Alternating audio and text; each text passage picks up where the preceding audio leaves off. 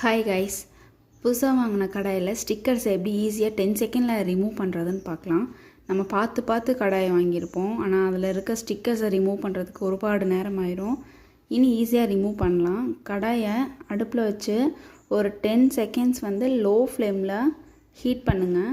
அப்படி ஹீட் பண்ணும்போது அந்த சைடெல்லாம் லைட்டாக எடுத்துகிட்டு வரும். ஒரு நைஃபை வச்சு லைட்டாக எடுத்து விட்டிங்கன்னா ஈஸியாக ரிமூவ் ஆயிரும். ஸ்டிக்கர்ஸ் ரிமூவ் பண்ணதுக்கப்புறம் இதில் பசை இருக்கும். அந்த பசை போகிறதுக்கு லைட்டாக ஆயில் விட்டு தேங்காய் துருவி அதில் போட்டு ஒரு 2 நிமிஷம் வதக்கிட்டு சோப்பு போட்டு நல்லா வாஷ் பண்ணிட்டிங்கன்னா பசை எல்லாமே சூப்பராக போயிடும்.